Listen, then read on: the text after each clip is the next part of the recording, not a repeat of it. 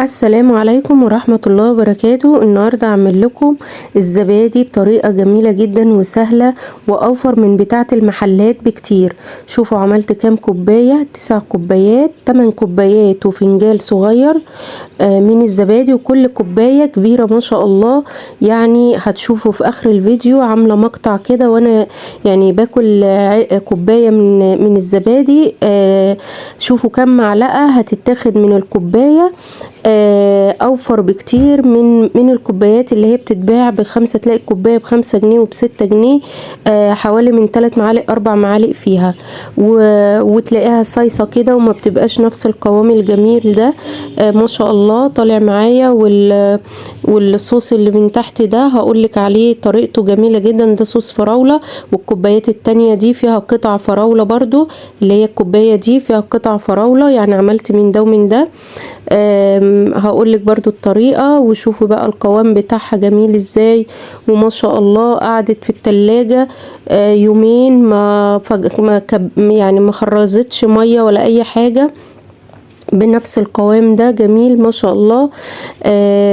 هو انا ما قعدتش في التلاجة كتير، المفروض كانت تقعد حوالي من ساعتين كده في التلاجة، بس الولاد كانوا مستعجلين عليها جامد فما صبروش. هنبتدي بقى ونقول بسم الله الرحمن الرحيم، وهقولك المقادير معايا. انا معايا هنا نص كيلو فراولة، كنت حاطة حوالي من 3 معالق سكر، وسبتهم كده في التلاجة كده شوية، وقلت بقى وقت ما انا اجي استخدمها اطلعها، والمية بتاعتها دي اللي بكت منها هي دي اللي هتكرمل معايا الفراولة. هسيبها على النار، وانا كنت غالية اللبن، انا جايبة كيلو لبن كنت غلياه. ودي التركه الاولى اللي انا هقولك عليها، ان انتي تغلي اللبن. بس قبل ما اقولك على اللبن لازم تشيلي الريم اللي في قلب صوص الفراوله. صوص الفراوله هتشيلي الريم، واول ما يبتدي يغلي كده غلوتين هروح بقى عصرة نص ليمونة معايا، واسيبه كده على نار هادية عشان ما يفرش معايا. وبعد كده بقى ايه، وهقولك على القوام المظبوط، ان تلاقي الصوص بتاع الفراولة اتظبط معايا، ويبقى هو ده ساعة ما تيجي تستخدميه يعني. هبتدي بقى اغلي اللبن مرة تانية، وطول ما هو على النار اقعد اقلب فيه كويس جدا. لازم التقليب دوت عشان ما يكونليش قشطة. وبعد ما بسيبه برضو على بره بعد ما يغلي، واسيبه كده على جنب عشان يهدى. لان انا هقولك بصوا اهو انا بقلب اهو، كل شويه راحه جايه اقعد اقلب فيه، لان هو بصوا القوام هنا مظبوط بتاع الفراوله، هو ده اللي انا محتاجاه وطالباه. هروح بقى افضيه في اي حاجه واحطه في التلاجة، وساعه الاستخدام بروح بقى ايه مطلعاه من التلاجة. هنا بقى اللبن لازم يكون عشان استخدمه للزبادي، هحط صباعي كده في قلب اللبن واحس ان صباعي مستحمل الحرارة. لو انا لقيت الحرارة عالية على صباعي يبقى لسه شوية، لحد ما الاقيه زي دمعة العين كده فاتر كده. والتركه بقى اللي هي بتظبط الزبادي وتخلي قوامه حلو، كيس لبن نيدو، كيس لبن نيدو مع كيلو لبن مع علبة زبادي. ومش كل مرة هستخدم اعمل الزبادي هجيب علبة زبادي، لا ده انا بعد يعني ما اعمل الدور ده هشيل علبة زبادي من اللي انا هستخدمه للمرة الجاية. يعني كوباية من الزبادي اللي انا هعملها هشيلها، واخد بقى من شوية من اللبن معلقتين كده ولا حاجة، واحطها على الخليط بتاع اللبن البودرة ومعلقة الزبادي. ونسيت اقول لكم ان انا حطيت معلقة سكر كمان، واقلب كويس جدا بالمضرب او بالمعلقة لحد كده اما الزبادي يفك معايا ويدوب وكله يتخلط في بعضه. طريقة جميلة وسهلة. وما تنسيش بقى تحطي لي لايك للفيديو واشتراك للقناة اللي اول مرة يتابعني. هروح بقى اضيف الخليط ده كله على اللبن كله. عاوزة تعملي كيلو او 2 كيلو براحتك، بس هو على كل كيلو كوباية زبادي ومعلقة سكر وكيس لبن نيدو. هو ممكن تحطي معلقة لبن نيدو، بس انا حطيت الكيس كله. بس كده انا هقسمه على 2. بس قبل ما اقسمه لازم اصفيه كويس جدا، عشان لو في اي كتل من الزبادي تفك معايا ويدوب كله في قلب بعضه. وبعد كده بقى طبعا معايا الصوص اللي انا كنت عاملاه. الصوص اللي بتاع الفراولة ده انتي ممكن تستخدميه كمان للتورت وحشو التورت والجاتوهات، ولو عامله تشيز كيك هتحطيه على الوش برضو. جميل قوي قوي الصوص ده، حلو جدا ومخلي طعم الزبادي جميل زي المحلات الزبادي اللي بيتباع في قلب المحلات. هقسم اللبن نصين، نص هعمله في كوبايات في الصوص اللي انا عاملاه دوت بتاع الفراولة، والنص التاني هقول لكم هعمل فيه ايه بالفراولة القطع. يعني هحط لكل كوباية بقى معلقة من الصوص ده اللي هو بتاع الفراولة. جميل جدا، مش قادرة اقول لكم طعم ومطعم الزبادي زي بتاع المحلات بالظبط. عندك مانجا اعملي من المانجا. كل بقى كوباية كده انا عملت اهو 3 4 5 كوبايات من الصوص الفراولة ده. وما اجي اصب الزبادي بتاعي هروح بقى ايه حاطه معلقه كده صغيره عشان ما ينزلش مباشره على الصوص فيطلع لي على اللبن على الزبادي صوص احمر يعني. فالمعلقه بتهدي لي النزول وهو نازل على الصوص الاحمر ده. بس كده، واروح بقى حاطه في الكوبايات كلها، وما شاء الله الكوبايه مليانه لاخرها. يعني كيلو لبن عمل لي، شوفوا مقدار قد ايه من الكوبايات. جميل جدا، مش قادره اقول لكم طعمه والله العظيم بجد جميل جدا، احلى من بره بكتير. كوبايات بتاعت بره بقت غاليه جدا وتلاقي العلبه فيها لحستين، يعني ما بتبقاش مليانه كده الكوبايه كده تشبعك. جميلة جدا. كل سنة وانتم طيبين يا بنات، وربنا يعود علينا الأيام بخير يا رب، ويوفقنا ويجعل رمضان السنة دي كله خير وبركة على كل بيت وكل أمة العربية كلها يا رب أجمعين.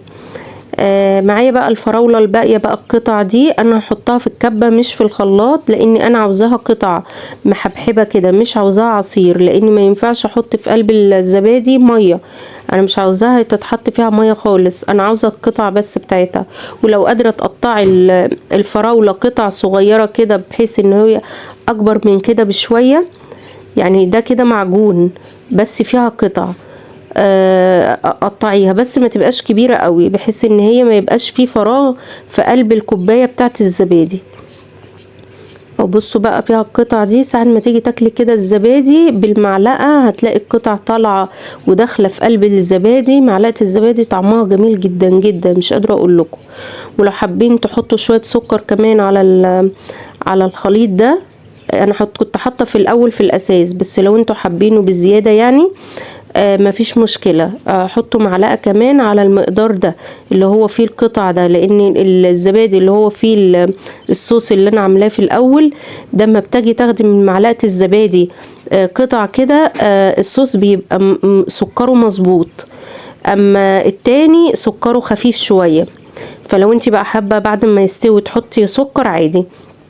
هنا بقى انا جبت صينيه ورحت حطيت سخنت ميه مش غليتها، لان لو انا غليت الميه اما اجي اغطيها زي كده هيطلع لي البخار، هيعمل ميه على الوش الزبادي، فانا مش عاوزه البخار، انا عاوزه الميه سخنه. مش حابه تحطي ميه سخنه مفيش مشكله، اعمليها زي ما انا عاملاها كده وكرماها كده كمراها كده وغطيها بدفاية.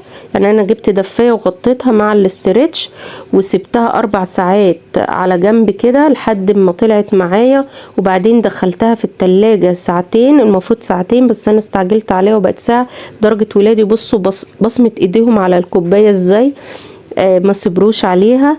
بس لو انتي سبتيها ساعتين 3 كده لحد السحور ان شاء الله هتبقى مظبوطة والقوام بتاعها مظبوط وجميل جدا.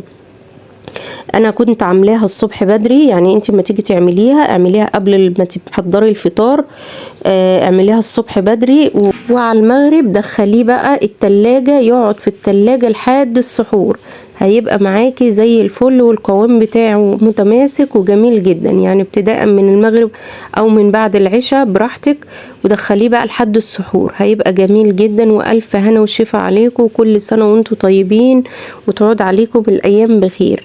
ما تنسوش بقى لايك للفيديو واشتراك للقناة للي اول مرة يتابعني، عشان بقى كل سنة وانتم طيبين. الايام الجاية معايا بقى بإذن الله روتينات للبيت وتنظيفات جميلة جدا جدا هتعجبكم جدا.